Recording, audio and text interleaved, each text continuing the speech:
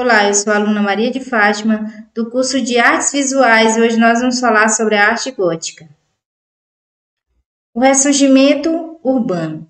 O vigoroso ressurgimento da vida urbana, desde os começos do século XI, prosseguia a um ritmo acelerado, e a importância das cidades não se fez sentir apenas no campo econômico ou político, mas também em outras esferas. Os bispos e o clero urbano ganharam influência. As escolas catedrais e as universidades ocuparam o lugar dos mosteiros como centros do saber, enquanto os esforços artísticos da época culminavam nas grandes catedrais. O gótico se desenvolveu na última fase da Idade Média, num período de profundas transformações em que se assistiu à superação da sociedade feudal e à formação de novos centros do poder, as primeiras monarquias, as grandes cidades, o clero, as classes novas e ricas dos comerciantes e os banqueiros. Tudo surgiu nesse período.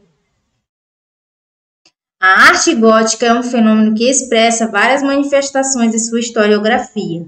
Possui a inspiração romântica e caracteriza-se pela contraponto de uma arquitetura tedesca, ou seja, germânica, ou maniera dei Goti, que é um estilo próprio dos godos, e o modo romano encarnado pelo ideal renascentista, que consideravam mais perfeito na medida em que se relacionava com modelos da antiguidade clássica. Percebe-se que as obras são construídas por diversos artistas de origens diferentes. O período gótico vai de meados do século XII até as primeiras décadas do século XVI. Os humanistas do Renascimento adotaram o termo gótico como sinônimo de bárbaro, no sentido proveniente da região além dos Alpes, por oposição a romântico. Acredita-se que a arte gótica nasceu no coração da França entre 1140 a 1144, quando no coro da abadia de Saint-Denis foi construído. Provavelmente esse tenha sido este inventor do estilo gótico. A partir daí, o estilo se espalhou por toda a Europa. O primeiro edifício gótico inglês foi a Catedral de Cantuária, que foi iniciada a sua construção em 1172 pelo arquiteto francês Guillaume de Sens. Segundo Suggs, a harmonia que ostenta as igrejas góticas é um exemplo de perfeita relação das partes em termos de proporção ou razões matemáticas. Arte gótica ou estilo gótico.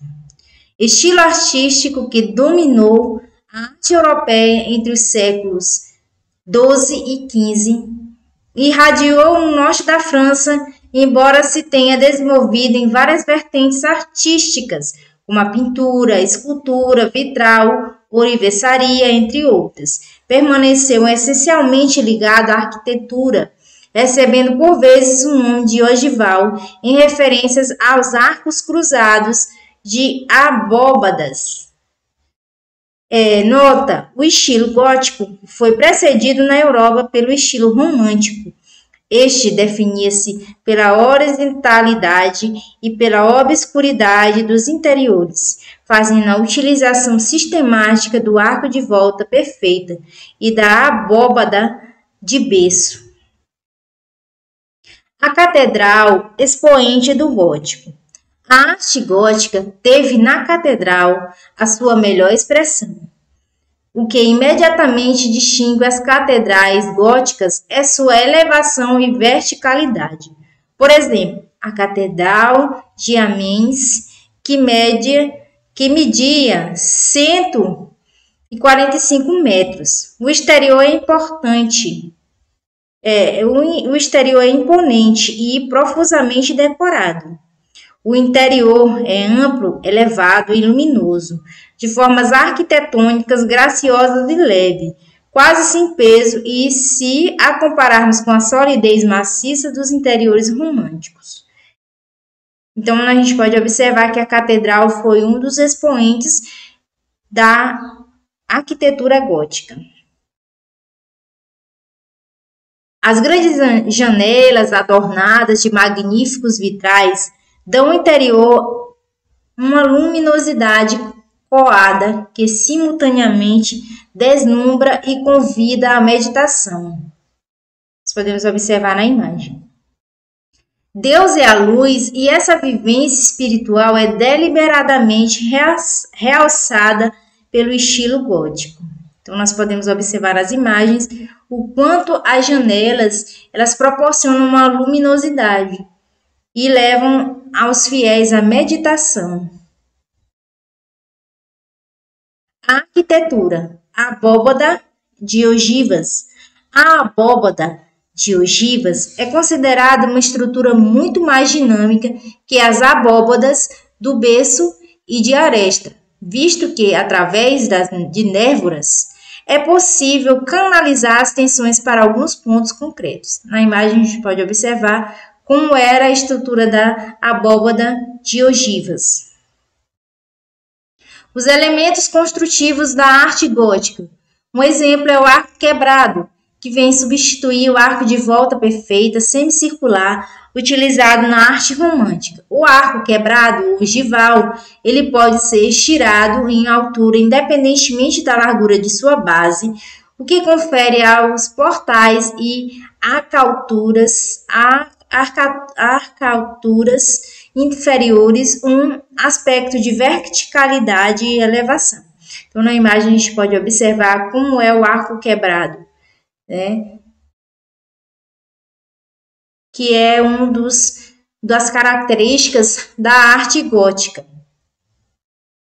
A abóbada de cruzamento de ogivas deriva da abóbada de aresta e identifica-se facilmente pelos arcos diagonais de suporte, ou seja, as ogivas.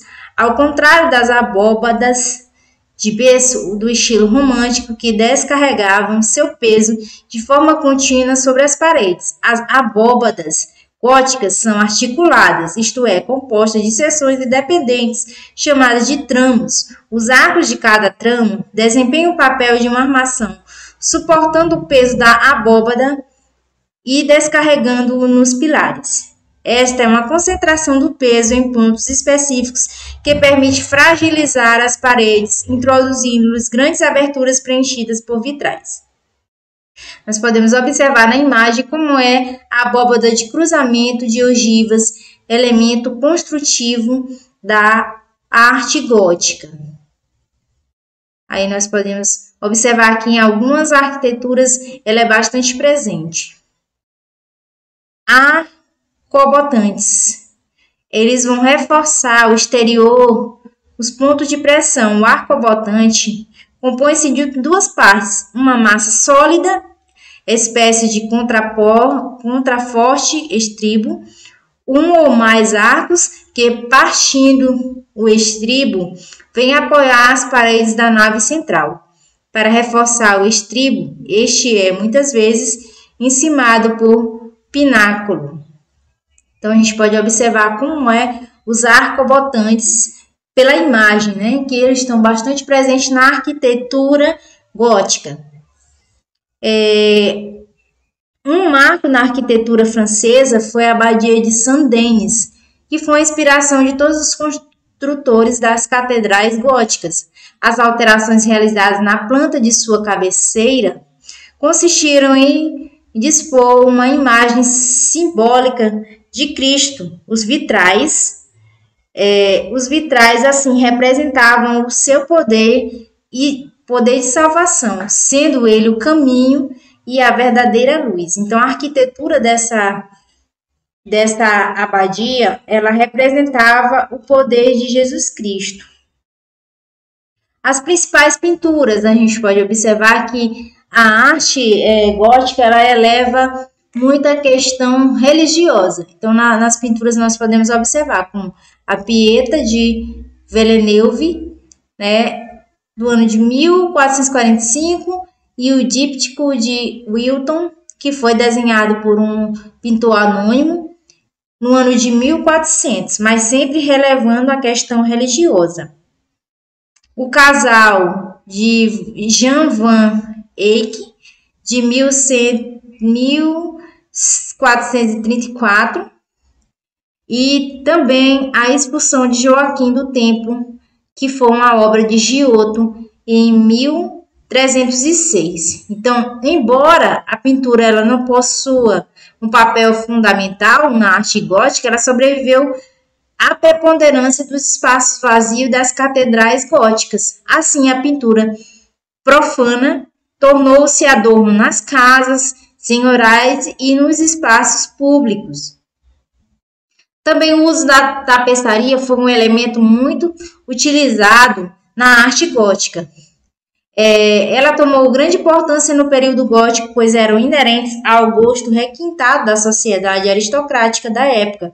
Elas eram utilizadas para decoração de ambientes amplos, para subdividir pequenos compartimentos, os temas eram variados, preferia-se dar para temas profanos, como cenas de caça, alegorias fabulosas, aventuras amorosas, de cavalaria, e também o tema religioso. E ela consistia na decoração de altares. Então, a tapeçaria ela foi bastante usada no período gótico. A cerâmica. Os centros de produtores de cerâmicas localizavam-se na Espanha, diretamente vinculados ao mundo islâmico, pois destes povos as técnicas de produção de mão de obra eram especializadas. Aos poucos, as oficinas hispânicas começaram a desenvolver e adotaram a técnica oriental, usando vidrado de chumbo, e obteram assim efeitos apreciáveis como reflexos metálicos denominados manizes. A escultura gótica tinha a existência das gárgulas, que eram esculturas de diabos, monstros ou animais que adornavam o interior de uma catedral. Olha aí o exemplo de uma gárgula. Elas eram bastante enfatizadas nessas catedrais para lembrar aos fiéis a questão do inferno, que o pecado leva ao inferno. O valor doutrinal. A escultura é o livro de imagens da cristandade. As esculturas contavam ao povo analfabeto da cristandade a vida de Jesus Cristo e dos santos, enquanto as gárgulas alertavam para a possibilidade de condenação ao pecado. Condenação pelo pecado. Então, nós podemos observar nas arquiteturas, na escultura das igrejas, presentes nas igrejas, nas catedrais, era justamente de cunho religioso. E essas foram as referências usadas para compor a nossa pesquisa. Obrigada pela atenção.